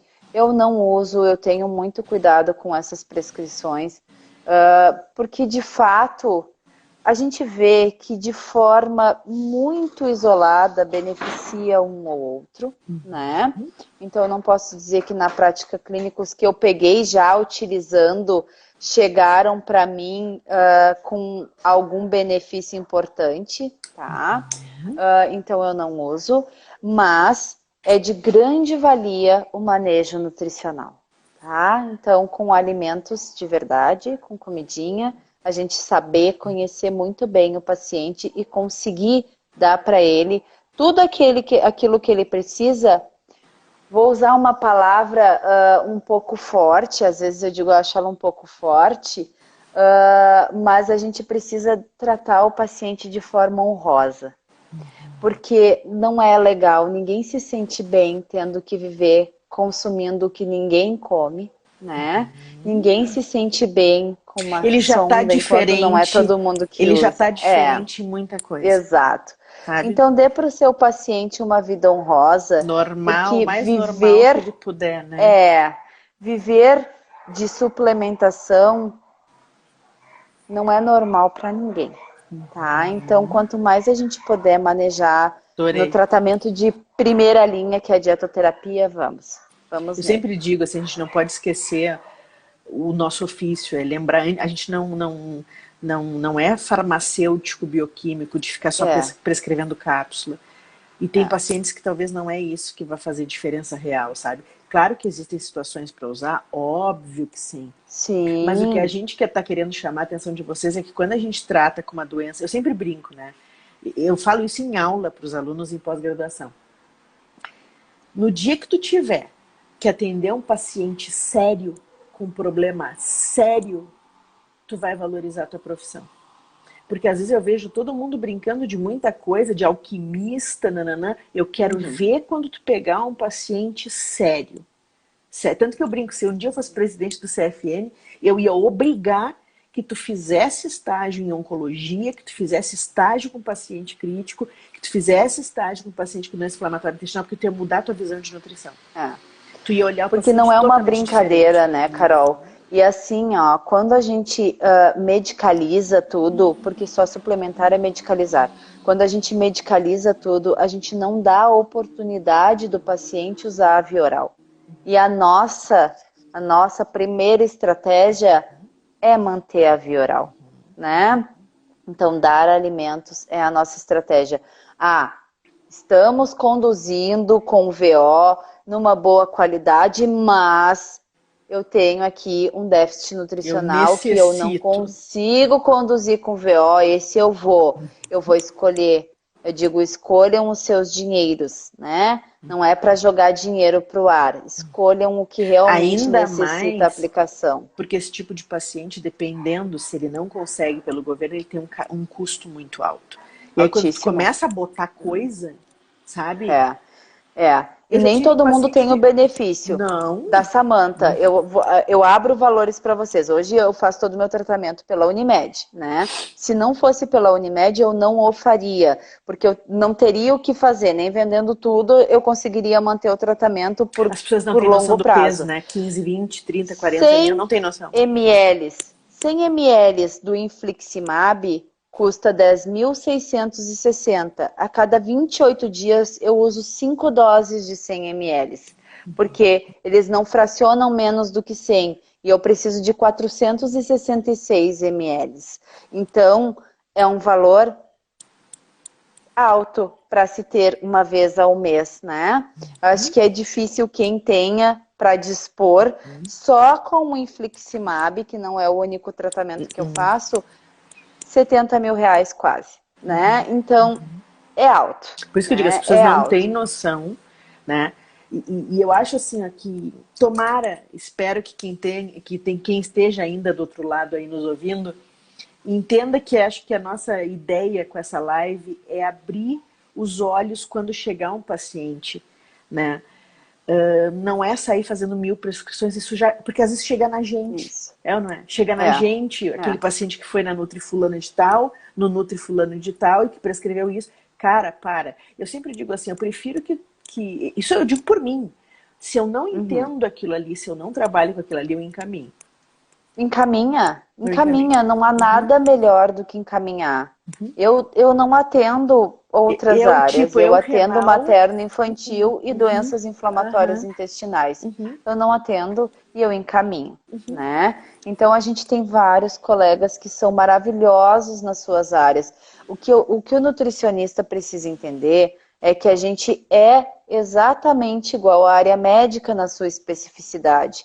Então, o gastropediatra cuida da sua área, né? O endocrinologista cuida da sua área, cada um no seu quadradinho. E funciona super bem, porque o paciente ele sai bem atendido, ele sai bem acolhido e ele tem as suas demandas respondidas, né? Então, a gente não pode atirar para tudo que é lado, isso não funciona. Se especializem, procurem, escolham o que vocês amam, porque tem que estar aqui dentro, porque todos os dias a gente precisa estudar, todos os dias a gente precisa buscar, e todos os dias vão surgir N coisas que são milagrosas e que vocês podem cair e que elas não são reais, tá? Então a gente precisa estudar e a gente precisa, assim, a prática clínica é importante? Nossa, ela é maravilhosa e é muito importante, mas o conhecimento científico, ele é tanto quanto. Ele é o norte para muita coisa, para muita escolha, né? Exato. Não escolham sozinhos, porque não é a vida da gente que a gente está escolhendo, é a vida do outro. Então, quando a gente escolhe pelo outro, a gente tem que ter a responsabilidade. E a gente só consegue ser responsável quando a gente tem uma equipe científica lá atrás que coloca nos ombros e diz assim, bate nas costas e diz, tá, esse tu pode fazer, tudo bem, esse tu faz. Né? Então, a gente precisa ter a qualidade no nosso atendimento, é muito importante. Ainda mais pela diversidade de sintoma e de reação de cada paciente, né? Por isso que a gente está sendo... Eu sempre digo, eu falo há um tempo, né, em relação a isso, eu sempre digo, é um paciente que a gente tem que ter um olhar totalmente diferente. Totalmente. Não pode ser aquele olhar de, não, deixa que agora tu já sai aqui da minha primeira consulta com uma dieta prescrita e com suplementos para tomar. Quanta coisa a gente tem que avaliar, porque não é... E às vezes, né, Carol, eu até tô olhando o horário para ver se a gente não vai passar aqui, não, mas tá tranquilo. Porque a gente cai, né? E eu tenho uma coisa aqui em casa que depois que cai parece que vai e eu tenho uma dificuldade de entrar. E aí, às vezes, a gente tá mascarando o que seria o nosso ponto de fechar diagnóstico. Né? Muito e a gente não dito. fecha, porque a gente mascarou. Né? A gente mascarou e não somos só nós. A área médica mascara muito, medicaliza, ó, toma isso, agora tu toma aquilo. E aí foi tanto anti-inflamatório que daqui a pouco o paciente fez uma fístula, né? De tanta lesão ali. E aí tu abre os olhos, nossa, e tu não te dá conta que foi tu que transcorreu com aquela situação para aquele paciente. Né? E a nossa área não é diferente. Quando a gente começa, eu não tenho diagnóstico, eu vou tratar? Não vou. Não vou. Eu posso tratar da parte nutricional com aquilo que eu vejo do déficit nutricional, mas eu não posso suplementar e começar a mascarar algo que depois eu não consigo reverter. E eu posso suplementar? E eu posso pensar que aquele paciente tem só uma desbiose? E eu posso, né? Eu não posso, eu não devo. Que bom né? tu falar isso, porque às vezes parece que te confesso que às vezes eu me sinto sozinha nisso aí, porque é Não, tanta tamo junto. gente falando tanta coisa, e às vezes eu penso assim, parece que eu sou do contra, sabe? Será que eu sou um ET? Não, já pensei isso. Será que eu sou um ET? Tem alguma coisa errada? Sabe? E eu digo assim, eu sou a rainha do depende. A coisa que eu mais respondo é depende. Sabe? Depende. Eu não posso chegar e colocar todo mundo no mesmo saco de gato, não dá. Sabe? Não Por isso funciona. que eu digo assim, eu sou apaixonada por trato gastrointestinal. Eu não consigo imaginar o coitado do intestino sozinho. E é Não, aquilo que eu digo. ele não existe sozinho, né? Não dá. E quando a gente fala de eixo cérebro-intestino, a gente está falando de um eixinho só que a gente tem. A gente tem todos os outros, né?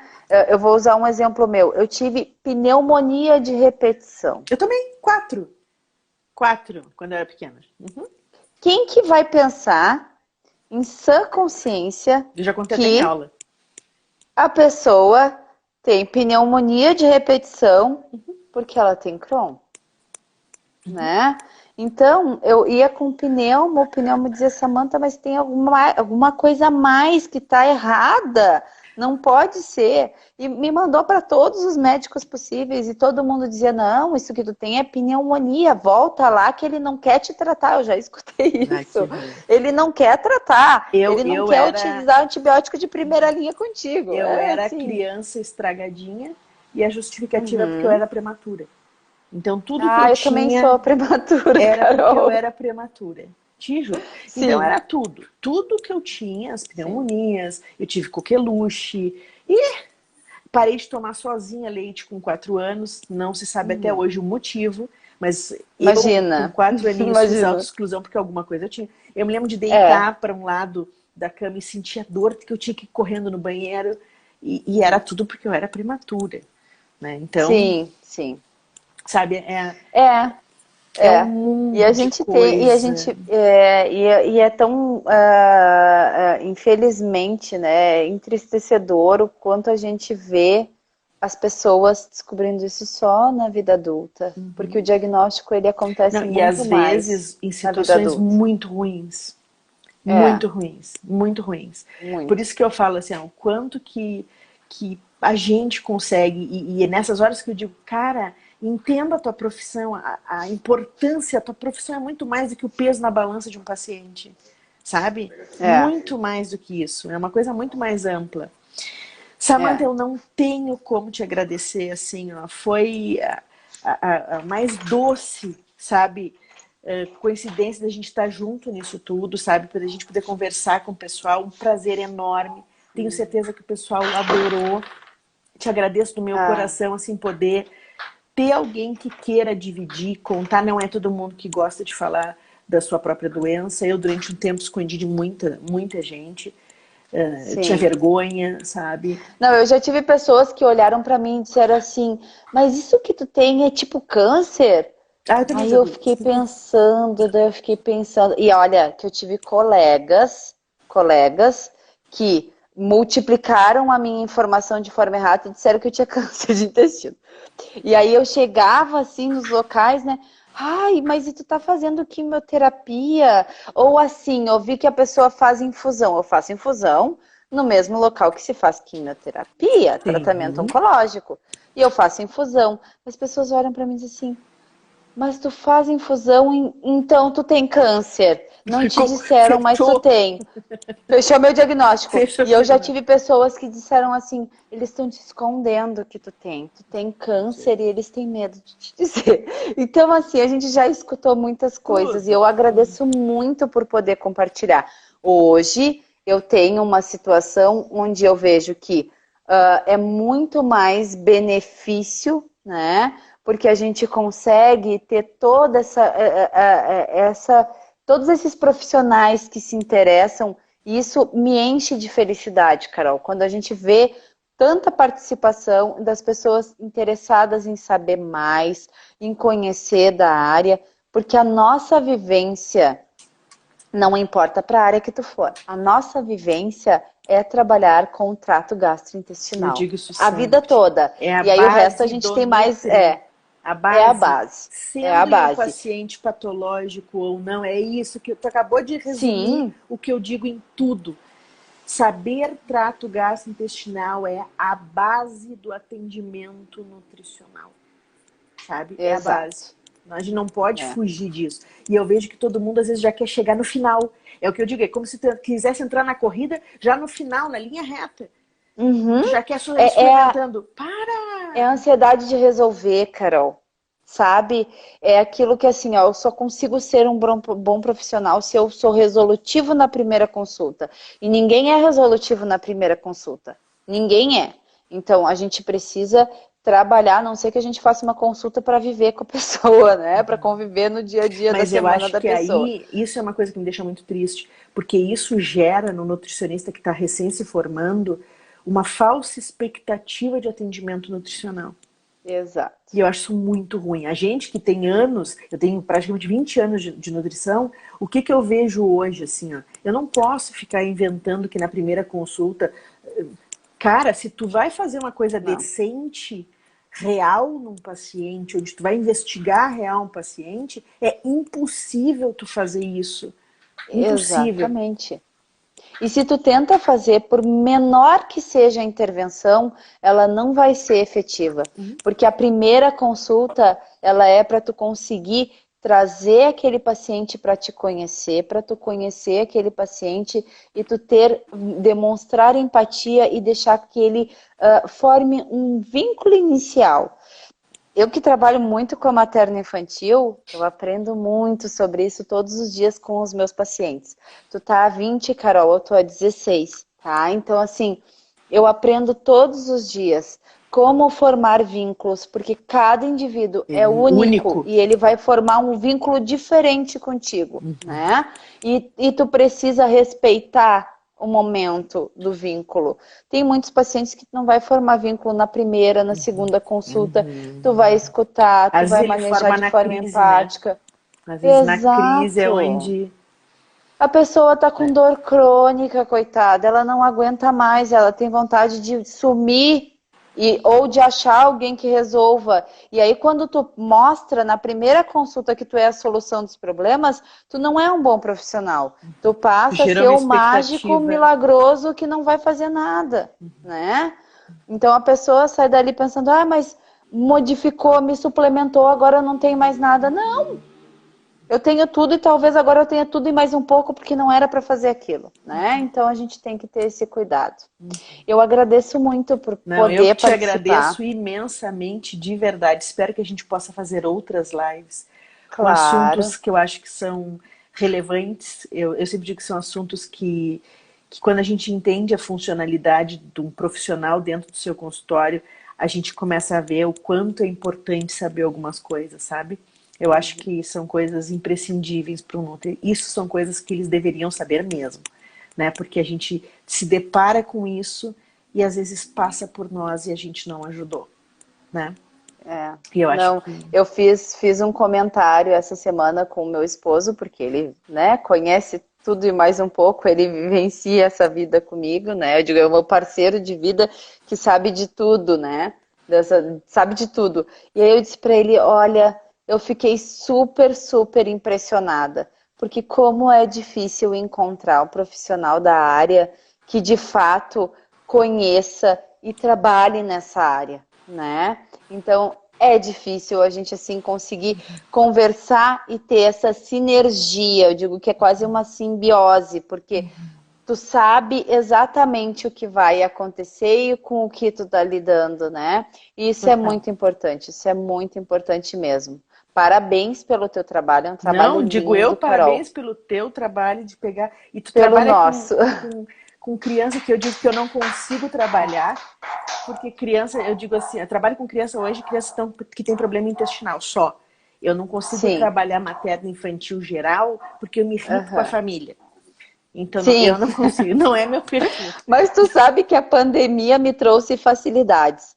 Porque eu tenho uma questão que vocês que forem para materno infantil, vocês vão entender, a Carol sabe bem, que nunca é, a gente não fala em Eu até culpa, sei o mas que tu nunca vai é a dizer. mãe a facilitadora, nunca é o pai, é sempre o avô, é sempre a avó, nunca é quem tá ali como cuidador. E aí a pandemia me possibilita fazer Zoom com toda a família, olha que Ai, delícia. que bom! Porque faz diferença. Faz Toda diferença. a diferença. Porque no período da manhã tá com o cuidador, no período do almoço tá com o pai e com a mãe, no período da tarde já ficou com a avó, e aí de noite fica com a Dindar, então só um pouquinho. Aí Aonde um nunca. sai fora, Não, e assim, nunca é quem tá ali no consultório vai ser sim. o facilitador. Porque assim, entendam, a pessoa que tá ali, ela só tá ali porque ela quer acertar. É fato. Mas ela tem vergonha de dizer que ela sabe que está fazendo errado. Porque todo mundo nessa vida sabe o que é alimentação saudável. Sabe? Mas faz e negligencia. Mas aí a pessoa chega naquele estágio de culpa. Como que eu vou contar que sou eu? Eu jogo para qualquer outro. Mas a pandemia agora não Ai, que bom, possibilita na mais isso. É verdade, uma verdade, facilidade. verdade. Uhum. Que demais, mas Samantha, do meu coração, obrigada, obrigada. A gente extrapolou um absurdo o tempo da live. Ainda bem que agora, não sei É se verdade. se tu percebeu que agora o Instagram não corta mais, achei isso Não corta fantástico, mais. É. graças a Deus. Mas te agradeço do meu coração, agradeço todo mundo que está aí com a gente. Essa live vai ficar gravada porque eu acredito que seja uma forma da gente tocar outros profissionais a tentarem Isso. mais do que nunca, chegar ao ponto de poder ajudar de verdade um paciente que precisa. A gente fala isso também como pacientes, né? O quanto é bom É. quando a gente encontra alguém que realmente entende o que a gente tem. Sabe? É. Porque eu digo por mim, eu passei por diversos que não sabiam o que fazer, não sabiam nada. Uhum. E aí tu vai te frustrando, aí tu já acha que aquilo tinha que acontecer contigo, e aí Exato. quando tu olha, tu entrou numa bola e para sair às vezes não É. é fácil. Então, que outros profissionais que nem a gente, que tenham a disponibilidade de querer aprender, sabe, que queiram ajudar, sabe, eu acho que essa live vai dar um plim em muita gente do quanto que isso pode ser legal. É. Então, do meu coração, muito obrigada, de verdade, Eu foi que um agradeço. doce encontro, assim, foi muito legal, de Foi sim. verdade. Obrigada por tudo e Gratidão. boa noite para ti e para todo mundo, tá bom? Boa noite e um bom final de semana. E Obrigada, fiquem em igualmente. casa, né? Verdade, Fiquem porque em agora a gente casa, está só em sai quem lockdown. precisa muito.